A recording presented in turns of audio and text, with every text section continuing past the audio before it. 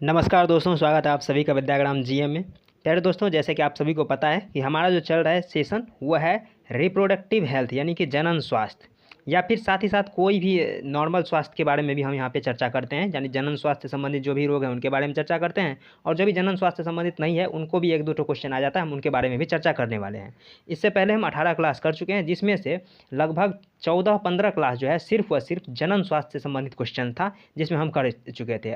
आगे जो कुछ क्लास है इसमें जो है जनन से संबंधित कुछ क्वेश्चन तो आएंगे ही, साथ ही साथ जो जनन से संबंधित रोग नहीं है उनके बारे में भी हम यहाँ पे चर्चा करने वाले हैं। ये सभी मानव के लिए जानलेवा रोग हो सकते हैं, क्योंकि जिसका उपचार ना हो तो वो तो जानलेवा होता ही है, और साथ ही साथ जिसका उपचार होता है लेकिन उसका उस बीमारी का अगर पहले पता नहीं चलता है तो वो भी जानलेवा हो ही जाता है। तो उसके बारे में हम चर्चा करने वाले हैं। ये क्वेश्चन आंसर के साथ साथ एक अवेयरनेस का भी एक पार्ट है। तो चलिए शुरू करते हैं।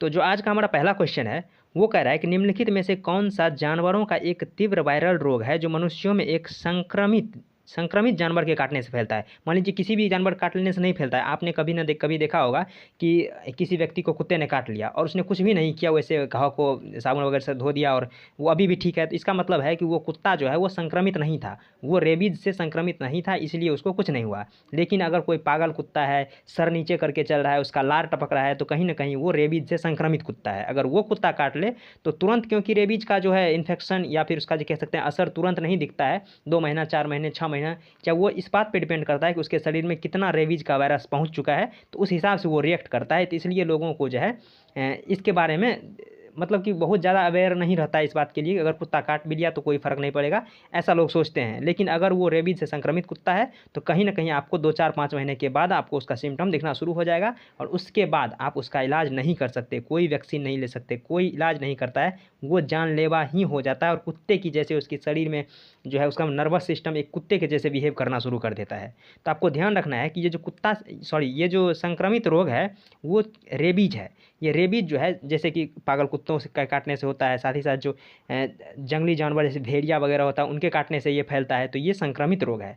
यहाँ कह रहा है कि कौन सा जानवरों का एक तीव्र वायरल रोग है जो संक्रमित जानवर के काटने से फैलता है, तो वो रेबीज है। रेबीज एक ऐसा वायरस है जो कुत्तों के या फिर कोई जो संक्रमित जानवर है उसके लार के थ्रू जो है आपके शरीर में प्रवेश कर जाता है, और फिर वो जाकर के आपके नर्वस सिस्टम को, यानी कि जो सेंट्रल नर्वस सिस्टम 3 टाइप का होता है। एक होता है सेंट्रल नर्वस सिस्टम जिसे केंद्रीय तंत्रिका तंत्र कहते हैं, एक होता है परिधीय तंत्रिका तंत्र जिसे पेरिफेरल नर्वस सिस्टम कहते हैं, और तीसरा होता है ऑटोनोमस नर्वस सिस्टम जिसे स्वायत्त तंत्रिका तंत्र कहते हैं। तो जो हमारा जो सेंटर है, यानी कि जो सेंट्रल नर्वस सिस्टम है जिसमें हमारा मस्तिष्क और जो हमारा मेरुरज्जु आता है, उसी को जाकर के ये प्रभावित करता है, ये रेबीज का वायरस, और उसके बाद उसको सोचने समझने का क्षमता खराब कर देता है, और उसको पानी से काफ़ी डर लगने लगता है, जिसको हम हाइड्रोफोबिया के नाम से जानते हैं। ये हीमोफीलिया क्या है? हीमोफीलिया खून की कमी से होता है।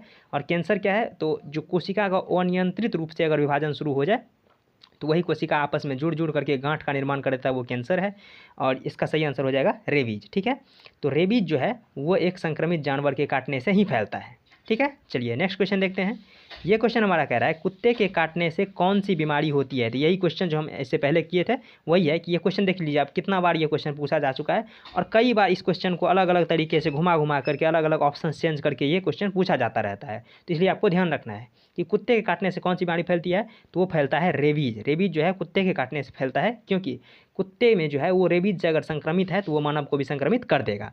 बात करें कैंसर का, तो आपको बता ही दिए कि अनियमित रूप से जो है कोशिका विभाजन का परिणाम है। स्कर्वी की बात करें तो ये विटामिन सी की कमी से होता है, और इन्फ्लुएंजा भी एक वायरस से संक्रमित रोग है। तो इसका सही आंसर रेबीज हो जाएगा, जो कुत्ते के काटने से फैलता है। चलिए नेक्स्ट ये क्वेश्चन कह रहा है हाइड्रोफोबिया किसके कारण होता है। तो आपको ध्यान रखना है यही रेबीज विषाणु, ये जो मान लीजिए इस कुत्ते ने यहाँ पे इसको इस तरह से नाखून या फिर कह सकते हैं कि ये दांत गड़ा दिया, नाखून से भी फैलता है, क्योंकि नाखून में भी कभी न कभी ये अगर संक्रमित रहता है तो उसके पूरे शरीर में वो संक्रमण रहता है। तो नाखून के जरिए भी शरीर में प्रवेश किया जा सकता है, या फिर दांत के जरिए भी प्रवेश किया जा सकता है। तो मान लीजिए इस व्यक्ति को इस कुत्ते ने नाखून लगा दिया, और इसके ब्लड के कॉन्टैक्ट में इसके नाखून में जो संबंधित वो बैक्टीरिया था, रेबीज का विषाणु था, वो इसके शरीर में प्रवेश कर गया। अब इसके शरीर में जाकर के ये सीधे यहाँ पे जाएगा इस तरह से इसके ये स्पाइनल कॉर्ड में, और यहाँ से पहुँच जाएगा इसके मस्तिष्क वाले हिस्से में, और मस्तिष्क वाले हिस्से में जाकर के तंत्रिका तंत्र को ये बर्बाद करना शुरू कर देगा। उसके बाद व्यक्ति सोचने समझने की क्षमता खो देगा। उसको जैसे ही पानी, अगर उसको आप पीने के लिए आप अगर उसे पानी देंगे तो उसको पानी से इतना ज़्यादा घबराहट होगा कि लगेगा उसके ऊपर कोई पेट्रोल छिड़क के आग लगाने वाला है। यानी कि पानी से उसको इतना डर लगने लग जाता है, और पानी से डर लगने की प्रक्रिया को जो है वैज्ञानिक रूप से हाइड्रोफोबिया हाइड्रोफोबिया कहते हैं। तो इसको आपको ध्यान रखना है कि रेबीज का विषाणु जो है उसी के कारण जो है हाइड्रोफोबिया नामक रोग हो जाता है। ठीक है, ये तीव्र विषाणु ये वोरा विषाणु या फिर जीवाणु से कोई मतलब नहीं है, ये विषाणु से होता है। और रेबीज के विषाणु से जो होता है वो हाइड्रोफोबिया होता है, यानी कि जल से डर लगने लगता है। चलिए नेक्स्ट ये क्वेश्चन कह रहा है कि निम्नलिखित में से कौन सा तीव्र जठरांत्र संबंधी संक्रमण पैदा करने वाला जल जनित रोग है। इसका सीधे मतलब है कि पेट से संबंधित जो रोग उत्पन्न करता है वो इनमें से कौन सा है, कौन है जिम्मेदार जो पेट से संबंधित रोग उत्पन्न करता है। तो देखिए बात करें रेबीज का, तो आपको हम समझाते हैं कि रेबीज जो है वो नर्वस सिस्टम यानी कि जो तंत्रिका तंत्र है उसको बर्बाद करता है। निमोनिया की बात करें तो ये जो है काफ़ी ठंडा या फिर जमे हुए पानी वगैरह या बहुत ज़्यादा बर्फ़ वगैरह खाने से, आइसक्रीम वगैरह खाने से जो है निमोनिया हो जाता है। इसमें क्या होता है कि बहुत ज़्यादा छींक आना शुरू हो जाता है। तो ये जो है फेफड़ा संबंधित रोग है। और कुष्ठ रोग की बात करें तो ये जो है शरीर के किसी भी अंग में हो सकता है। लेकिन इसका सही आंसर हो जाएगा जल जनित रोग पूछ रहा है, यानी कि जठरांत संबंधी रोग पूछ रहा है, यानी कि पेट से संबंधित रोग पूछ रहा है। तो ये हो जाएगा हैजा। हैजा जो है एक ऐसा रोग है जो कि आपके छोटी आंत, बड़ी आंत या फिर आमाशय, इन तीनों को प्रभावित कर सकता है। इसमें होता क्या है कि ये मक्खी के द्वारा भी फैलता है, साथ ही साथ ये जल के द्वारा भी फैलता है। इसमें होता क्या है तो इसमें खूब सारा उल्टी होगा, इसके बाद उसको दस्त लग जाएगा। इन सब प्रॉब्लम जो है ये हैजा में देखने को मिलता है। और हैजा को इंग्लिश में कोलेरा कहते हैं। तो आप कोलेरा से इसको ठीक ढंग से रिलेट कर पाए होंगे। तो ये जो है जठर संबंधी रोग यानी कि पेट से संबंधित रोग जो है वो हैजा हो जाता है। ठीक है, चलिए नेक्स्ट क्वेश्चन देखते हैं। ये कह रहा है हैजा डैश नामक जीवाणु का कारण होता है, या फिर किस जीवाणु के कारण जो है हैजा नामक रोग होता है। तो आपको ध्यान रखना है हैजा को इंग्लिश में हम कोलेरा कहते हैं, और उसके लिए जो जिम्मेदार विषाणु है उसको कहते हैं, यानी जीवाणु जो है बैक्टीरिया जो है उसके लिए जिम्मेदार उसको कहते हैं विब्रियो कोलेडी या फिर विब्रियो कोलेरा, कुछ भी कह लिए, बात एक ही है। यानी कि हैजा जो है विब्रियो कोलेडी की वजह से होता है। और ये इस तरह से देख सकते हैं कि ये जो जीवाणु है इसके वजह से जो है लोगों में हैजा फैल जाता है। बात करें साल्मोनेला टाइफी की, तो ये टाइफाइड के लिए जिम्मेदार है।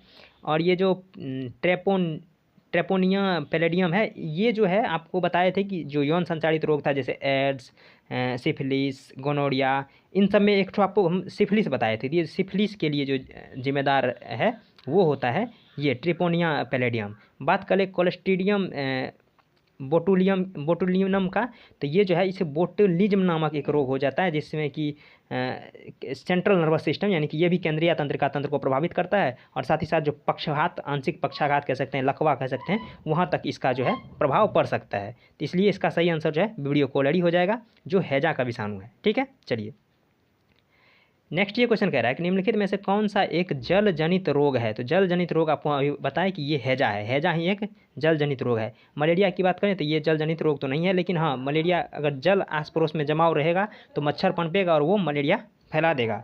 इन्फ्लुएंजा भी जल जनित नहीं है। छोटी माता भी कह सकते हैं कि ये सबसे ज़्यादा संक्रमित रोग है कि एक शरीर से दूसरे शरीर में बस कांटेक्ट होने से, यानी चमड़ी से चमड़ी टच होने पर भी ये फैल जाता है।